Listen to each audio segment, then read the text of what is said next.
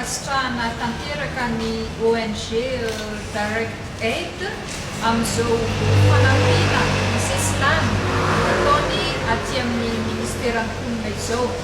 Misesilany no iaho satria tamin'ny alakamisy lasa teo dia efa nisy ny fanomezana be dia be natolony ho an'ny ministeran'ny mponina ho an'ireo traboiny. Dia noho ny fandaminana misy eto amin'ny tany sy ny fanjakana moa dia misy ny BNGRC izay natao hitantana ny fanampiana ho an'ny traboina dia niaraka naterinay tany amin'ny ministera tany amin'ny BNGRC ny fanampiana izay natolony ho an'ny population mba homena ny traboina any amin'ny faritra misy voina. Fa manaraka an'izay dia mbola tonga indray izy masinandroandroany mitondra an'ireto fanomezana be dia be vary 10 saka, menaka 20 litatra, siramamy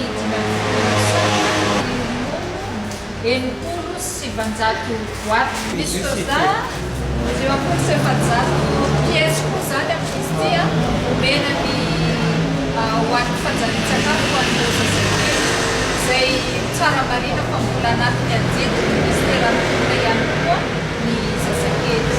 Ireto fanampiana ireny dia mitsinjovana ho an'ny reniny sy ny zanany.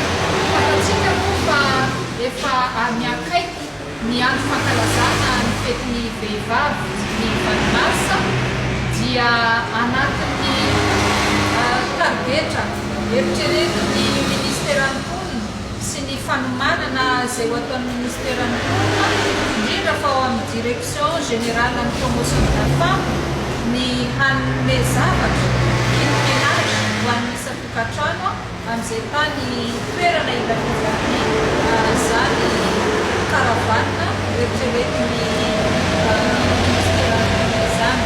Ka izay no andrasanay ampitiavana fametretena ireto fanomezana be dia be ireto mba ahafahana mizara amin'ireo vehivavy ho fankalazana ny fetin'ny vehivavy amin'ny taona 2020.